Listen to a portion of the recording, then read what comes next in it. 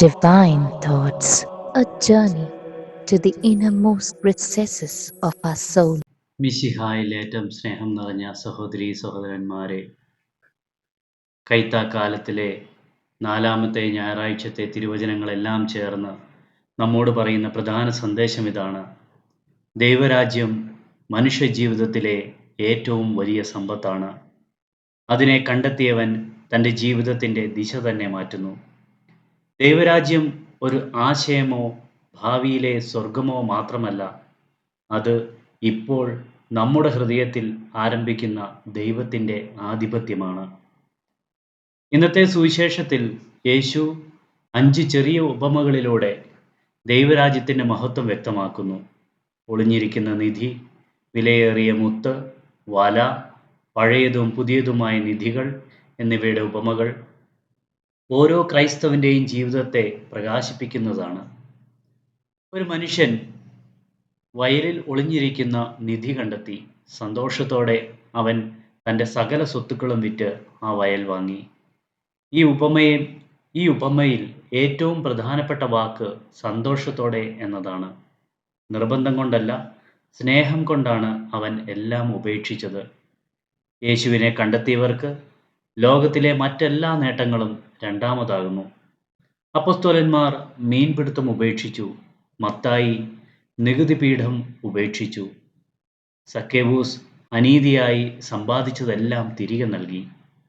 വിശുദ്ധ Francis Assisi സമ്പത്തും സ്ഥാനമാനങ്ങളും എല്ലാം ഉപേക്ഷിച്ച് ക്രിസ്തുവിനെ സ്വീകരിച്ചു. ഇന്ന് നമ്മൾ എന്താണ് നിധിയായി കരുതുന്നത്? പണമോ, ജോലിയോ, സ്ഥാനമോ, പ്രശസ്തിയോ, സോഷ്യൽ മീഡിയയിലെ അംഗീകാരമോ? ഇവയൊന്നും ശാശ്വതമല്ല. യേശു പറയുന്നത് ആദ്യം ദൈവരാജ്യവും അവിടുത്തെ നീതിയും അന്വേഷിക്കുവിനെന്നാണ്. ഒരു വ്യാപാരി ഏറ്റവും വിലയേറിയ മുത്ത് കണ്ടെത്തിയപ്പോൾ തൻ്റെ എല്ലാം വിറ്റ് അത് സ്വന്തമാക്കി.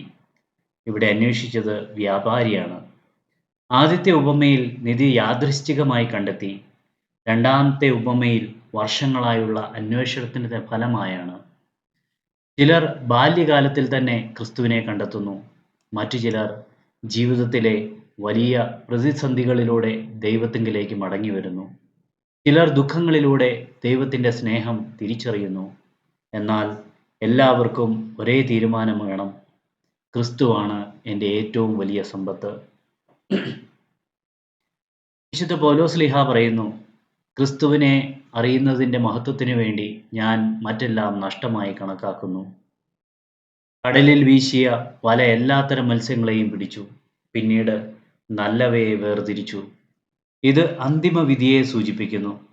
സഭ എല്ലാവരെയും സ്വീകരിക്കുന്നു. വിശുദ്ധരും പാപികളും ഒരേ ദേവാലയത്തിൽ ആരാധിക്കുന്നു. എന്നാൽ അവസാന വിധി ദൈവത്തിൻ്റെതാണ്. ഇവിടെ നമുക്ക് വലിയൊരു മുന്നറിയിപ്പുണ്ട്. സഭയിൽ അംഗമായതുകൊണ്ട് മാത്രം രക്ഷ ഉറപ്പില്ല. ദൈവത്തോടുള്ള വിശ്വസ്തമായ ജീവിതമാണ് രക്ഷയിലേക്ക് നമ്മെ നയിക്കുന്നത്. സ്വർഗരാജ്യത്തിൽ പരിശീലനം നേടിയ ശാസ്ത്രി തൻ്റെ നിധിശേഖരത്തിൽ നിന്ന് പുതിയതും പഴയതുമായത് പുറത്തെടുക്കുന്നു. ഇത് സഭയുടെ ജീവിതമാണ്. പഴയ നിയമം ഉപേക്ഷിക്കുന്നതല്ല, പുതിയ നിയമവും സ്വീകരിക്കുന്നു. പാരമ്പര്യവും നവീകരണവും സഭയിൽ ഒരുമിച്ചാണ് നടക്കുന്നത്. കത്തോലിക്കാ സഭയുടെ മതബോധന ഗ്രന്ഥം പഠിപ്പിക്കുന്നത് യേശുവിൻ്റെ പ്രസംഗത്തിൻ്റെ കേന്ദ്രം ദൈവരാജ്യമാണ്. ദൈവരാജ്യം ഉപമകളിലൂടെ വെളിപ്പെടുത്തപ്പെടുന്നു. അതിനെ സ്വീകരിക്കാൻ മാനസാന്തരവും വിശ്വാസവും ആവശ്യമാണ്. ദൈവരാജ്യം സഭയിൽ ആരംഭിക്കുകയും പൂർണ്ണത സ്വർഗത്തിൽ പ്രാപിക്കുകയും ചെയ്യും. ലൂമൻ ജെൻസിയം പഠിപ്പിക്കുന്നത് സഭ ഭൂമിയിലെ ദൈവരാജ്യത്തിൻ്റെ വിത്തും ആരംഭവുമാണ് എന്നാണ്. അതുകൊണ്ട് സഭയുടെ ജീവിതത്തിൽ പങ്കുചേരുന്നത് ദൈവരാജ്യത്തിൻ്റെ ജീവിതത്തിൽ പ്രവേശിക്കുന്നതിൻ്റെ തുടക്കമാണ്. നിയമാവർത്തനം 6-ാം അധ്യായം 1 മുതൽ 9 വരെയുള്ള തിരുവചനങ്ങളിൽ മോശ ദൈവകൽപ്പനകളെ ഹൃദയത്തിൽ സൂക്ഷിക്കുവാൻ ആവശ്യപ്പെടുന്നു. നിന്റെ പൂർണ്ണ ഹൃദയത്തോടും പൂർണ്ണ ആത്മാവോടും പൂർണ്ണ ശക്തിയോടും കൂടെ നിന്റെ ദൈവമായ കർത്താവിനെ സ്നേഹിക്കുക. യഹൂദന്മാർ ഇതിനെ ക്ഷമ എന്ന് വിളിക്കുന്നു. ദൈവരാജ്യം വളരുന്നത് കൽപ്പനകളോടുള്ള സ്നേഹപൂർവമായ അനുസരണത്തിലൂടെയാണ്. വിശ്വാസം ഞായറാഴ്ച ദേവാലയത്തിൽ മാത്രം ജീവിക്കേണ്ടതല്ല, വീട്ടിലും ജോലിസ്ഥലത്തും സ്കൂളുകളിലും സമൂഹത്തിലും ദൈവവചനം സ്വീകരിക്കണം. എസെക്കിയേലിനെ ദൈവം കാവൽക്കാരനാക്കുന്നു. അവൻ മുന്നറിയിപ്പ് നൽകണം. മിണ്ടാതിരുന്നാൽ ഉത്തരവാദിത്തം അവൻ്റേതാകും. ഇന്ന് മാതാപിതാക്കൾ, അധ്യാപകർ, വൈദികർ, സന്യസ്തർ, സമൂഹ നേതാക്കൾ എല്ലാവരും ആത്മീയ കാവൽക്കാരാണ്. സത്യം പറയുവാനുള്ള ധൈര്യം നഷ്ടപ്പെട്ടാൽ സമൂഹം തകർന്നു പോകും. സ്നേഹത്തോടെ തിരുത്തുന്നത് വലിയ ദാനമാണ്.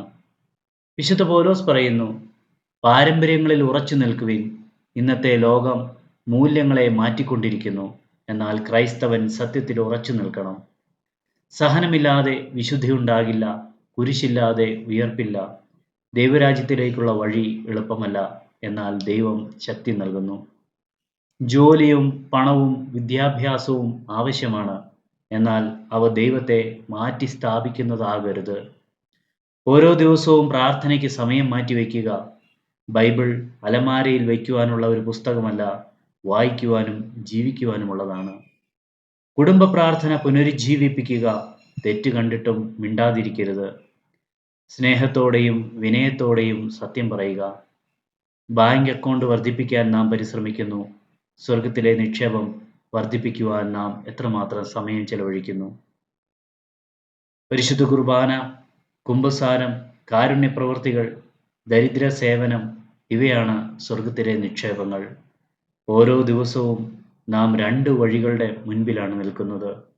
സ്വാർത്ഥതയോ സ്നേഹമോ, അസത്യമോ സത്യമോ, പാപമോ വിശുദ്ധിയോ. ഓരോ നല്ല തിരഞ്ഞെടുപ്പും ദൈവരാജ്യത്തെ വളർത്തുന്നു. ഒരു പുരാവസ്തു ഗവേഷകൻ വർഷങ്ങളോളം മരുഭൂമിയിൽ അന്വേഷിച്ച ശേഷം അപൂർവമായ ഒരു നിധി കണ്ടെത്തി. അത് കണ്ടെത്തിയ നിമിഷം അവൻ അനുഭവിച്ച സന്തോഷം മുൻകാലത്തെ എല്ലാ കഷ്ടപ്പാടുകളെയും മറക്കുവാൻ കാരണമാക്കി. അതുപോലെ തന്നെയാണ് ക്രിസ്തുവിനെ യഥാർത്ഥത്തിൽ കണ്ടെത്തുന്ന മനുഷ്യൻ.